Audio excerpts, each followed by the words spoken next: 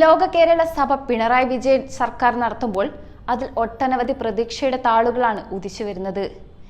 ജീവിതം കെട്ടിപ്പടുക്കുവാൻ വേണ്ടി ഉറ്റവരെയും ഉടയവരെയും എല്ലാം വിട്ട് വിമാനത്തിൽ കയറി അന്യദേശത്ത് പോകുമ്പോൾ കൂടെ ചേർത്തു പിടിക്കാൻ ഒരു പ്രസ്ഥാനം തന്നെ ഉണ്ടാവുക എന്നത് ഒരു സന്തോഷമാണ്. അതാണ് CPM അഥവാ ഇടതു മുന്നണി. പ്രവാസികളാണ് നമ്മുടെ നാടിന്റെ ശക്തി. അതുകൊണ്ട് തന്നെയാണ് അവർക്ക് ഊർജം നൽകുന്നതിനു വേണ്ടി കേരള സർക്കാർ ലോക കേരള സഭ സംഘടിപ്പിക്കുന്നത്. ജൂൺ 13 ഔദ്യോഗികമായി തുടങ്ങേണ്ടിയിരുന്ന ലോക കേരള സഭ ഉദ്ഘാടന സമ്മേളനവും സെമിനാറും അനുബന്ധ പരിപാടികളും കുവൈറ്റ് ദുരന്തത്തിന്റെ പശ്ചാത്തലത്തിൽ ഒഴിവാക്കിയിരിക്കുകയാണ്. ആഘോഷ പരിപാടികൾ ഒഴിവാക്കി 14-15 തീയതികളിൽ ലോക കേരള സഭ സമ്മേളനം നിശ്ചയിച്ച പ്രകാരം നടക്കുമെന്നാണ് സംഘാടകർ അറിയിച്ചിരിക്കുന്നത്. നിയമസഭയിലെ ശങ്കരനാരായണൻ തമ്പി ഹാളിൽ 4ാമത് ലോക കേരള സഭ വീണ്ടും സമ്മേളിക്കുമ്പോൾ ആഗോള പ്രവാസികളുടെ ഒത്തുചേരലിന് അപ്പുറം ഇക്കാലത്തിനിടയിൽ നടന്ന 3 സമ്മേളനവും മേഖലാതല സമ്മേളനങ്ങളും കൊണ്ട് പ്രവാസികൾക്ക് ഉണ്ടായ ഗുണങ്ങൾ ആണ് ഇവിടുത്തെ പ്രധാന ചർച്ചാ വിഷയം. ഓരോ വർഷവും നടത്തുമ്പോഴും ഓരോ പ്രവാസികൾ അവർ എങ്ങനെ പ്രവാസ ലോകത്ത് എത്തിപ്പെട്ടു, അവർ അനുഭവിച്ച കഷ്ടതകൾ എല്ലാം ഇതിൽ വിവരിക്കും. പ്രവാസികളുടെ ക്ഷേമവും ഉന്നമനവും ലക്ഷ്യമിട്ടുള്ള നിരവധി പദ്ധതികളാണ് സംസ്ഥാന സർക്കാർ നടത്തുന്നത്. ലോക കേരള സഭ ഒരു അർത്ഥത്തിൽ ഒരു ബിസിനസ് കൂട്ടായ്മയായി വളരാൻ സാധിച്ചു എന്ന് പറയുന്നതിൽ തർക്കമില്ല.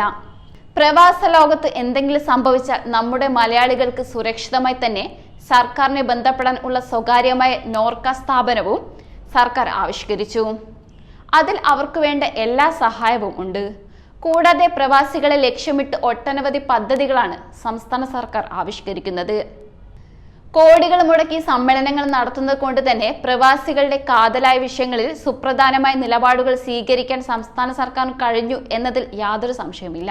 കഴിഞ്ഞ ലോക കേരള സഭയിൽ ഉയർന്നു വന്ന നിർദ്ദേശങ്ങൾ എല്ലാം നടപ്പിലാക്കാൻ സംസ്ഥാന സർക്കാരിന് കഴിഞ്ഞു എന്നതും ഒരു വലിയ നേട്ടമാണ്.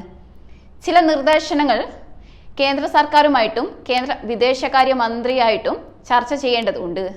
അതുകൊണ്ട് തന്നെ ചില നിർദ്ദേശങ്ങൾ വൈകാൻ കാരണം ഒരു സംസ്ഥാനവും പ്രവാസികൾക്കായി ഇതുപോലെ ഒരു സമ്മേളനം നടത്താറില്ല.